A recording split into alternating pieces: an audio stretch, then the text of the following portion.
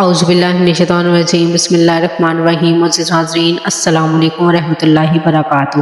ایک ایسی ماں جو بھوک کے خوف سے اپنی اولاد کو کھا گئی، ایک ایسی ماں کہ جس نے اپنے شوہر کی جنسی ہوس کو مٹانے کی خاطر اپنی نوجوان حسین بیٹی کو اس کے سامنے پیش کر دیا، ایک ایسی ماں جس نے طاقت و اقتدار کے لالچ میں اپنی تمام اولادوں کو قتل کروا دیا، ایک ایسی ماں جو اپنی اولاد کو تلوار سے دلخت کرنے پر رضامند ہو گئی، اور ایک ایسی ماں جس نے اللہ رب العزت کے پیغمبر علیہ السلام کی اولاد کو کفر و شرک کی راہ پر گامزن کر دیا۔ ناظرین، ان تمام عورتوں کا احوال آپ آج کی اس ویڈیو میں جان سکیں گے۔ ماں اثار و محبت کا وہ پیکر ہے جو اپنی اولاد کو پروان چڑھانے کی خاطر خود اپنی ہستی اور جوانی کو فراموش کر دیتی ہے، یہاں تک کہ جب خدا کو اپنے بندوں سے محبت جتانے کی نوبت پیش آئی تو اس نے بھی ماں اور اولاد کی محبت کو بطور پیمانہ استعمال کیا۔ تاہم ناظرین، یہ ضروری نہیں کہ دنیا کی ہر عورت اچھی ماں ثابت ہو۔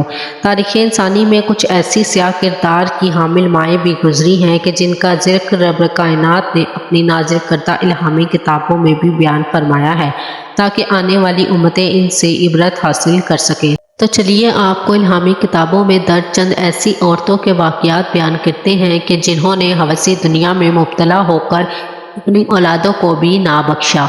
سامریہ کی آدم خور ماں۔ یہ اس زمانے کا ذکر ہے کہ جب قوم بنی اسرائیل پر ایک نااہل بادشاہ یہورم کی حکومت تھی۔ ان دنوں ملک شام کے بادشاہ نے یہودیوں کے دارالحکومت سامریہ کا محاصرہ کیا ہوا تھا۔ غذائی قلت اور قحط کے باعث کھانے پینے کی اشیاء شہر میں اس قدر مفقور ہو چکی تھیں کہ گدھے کے سر اور جانوروں کی علائشات تک چاندی کے سکوں کے عوض ملنے لگے۔ ایسے حالات میں بادشاہ یہورم کے دربار میں دو عورتیں حاضر ہوئی جن کے نام روایات میں مذکور نہیں ہیں۔ ان عورتوں نے اپنا مقدمہ کچھ یوں بیان کیا کہ بھوک سے تنگ آ کر دونوں عورتوں نے آپس میں ایک معاہدہ کیا کہ پہلے دن یہ دونوں عورتیں ایک بچے کو کھائیں گی جبکہ دوسرے دن دوسری عورت اپنا بچہ کھانے کے لیے پیش کرے گی، لہٰذا معاہدے کی روز سے پہلے دن ان دونوں نے پہلی عورت کا بچہ ذبح کیا، اسے پکایا اور بطور خوراک استعمال کیا، لیکن جب دوسرے دن دوسری عورت کی باری آئی تو اس نے اپنی ممتا سے مجبور ہو کر اپنا بچہ کہیں چھپا دیا اور معاہدے سے پھر گئی۔ اب یہ پہلی عورت بادشاہ کے سامنے بضد تھی کہ دوسری عورت کو مجبور کیا جائے کہ وہ بھی اپنا بچہ ذبح کرے اور اس کا حصہ اسے مہیا کرے۔ جب بادشاہ یورم نے اپنی عوام کو بھوک اور فاقوں سے پریشان ہو کر اپنی ہی اولادوں کو قتل کرتے ہوئے دیکھا تو سخت پریشان ہوا، لیکن بجائے اس کے کہ یہ اپنی رعایا کو سہولت پہنچانے کی خاطر ٹھوس اقدامات کرتا، اس نے اپنی نااہلی اور ناعقلیت اندیشی کے باعث فاقوں اور قحط کا ذمہ دار اللہ رب العزت اور آپ کے بھیجے ہوئے پیغمبر حضرت الیاس علیہ السلام کو قرار دیا، اور اس نے آپ علیہ السلام کے قتل کا فرمان شاہی جاری کر دیا۔ ہیروڈیاس شاہی استنبول میں کام کرنے والی ایک ملازم کی بیٹی تھی جسے خدا نے بے پناہ حسن و جمال سے نوازا تھا، تاہم اس کے خمیر میں حسن سے زیادہ دولت و اقتدار کی ہوس شامل تھی۔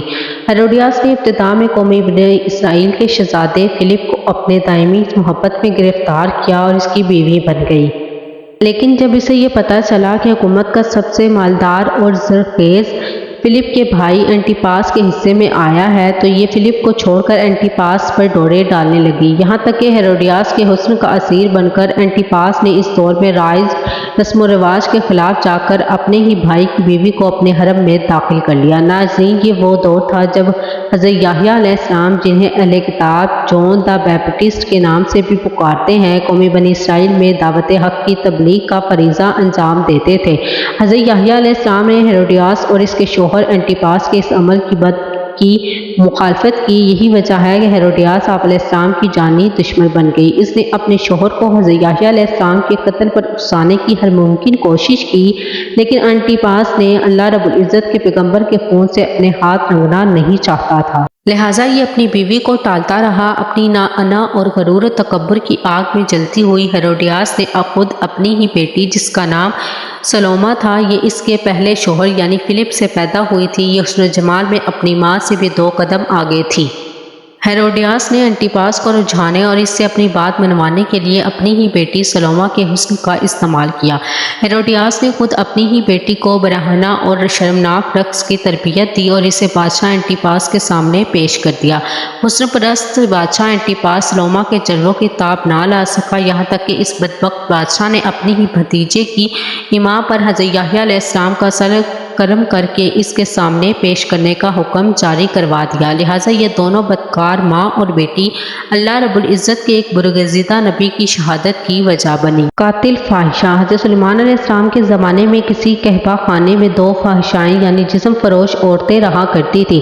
इन दोनों ने एक साथ दो बच्चों को जन्म दिया। ताहम इनमें पहली औरत जो इंतहाई लापरवाह और खुदगर्ज थी, इसने दौराने नींद अपने बच्चे को अपनी ही करवट तले रौंद कर कत्ल कर दिया। जब ये सुबह उठी तो देखा कि इसका बच्चा इसके नीचे दबकर मर चुका था, तो इस औरत ने चुपचाप अपना मरा हुआ बच्चा दूसरी औरत के जिंदा बच्ची से तब्दील कर दिया। जब दूसरी औरत बेदार हुई तो इसने पहचान लिया कि यह मुर्दा बच्चा इसका नहीं है, बल्कि इसका हकीकी बच्चा तो पहली औरत के पास है।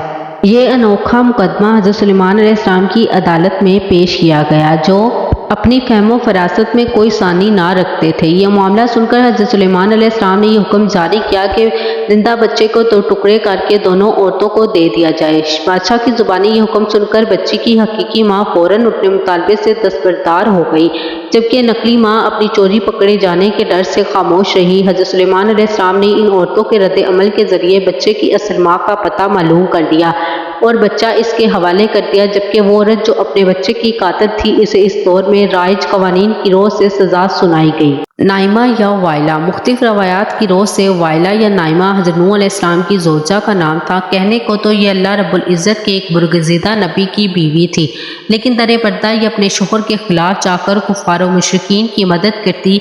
ये न सिर्फ इनकी मुखालिफ में जाकर अपने शोहर को पागल व मजनून करार देती, बल्कि किसी भी नई ईमान लाने वाले शख्स की इतला जाकर अपने कबीले में देती और वो इसका जीना दोबर कर देते।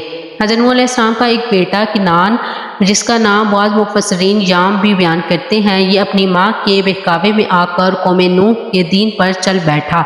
ये वाइला की ही तरबियत थी कि जिसने अल्लाह रब्बुल इज़्ज़त के नबी अलैहिस्सलाम के बेटे को भी कुफ्र व शिर्क में मुब्तला कर दिया था।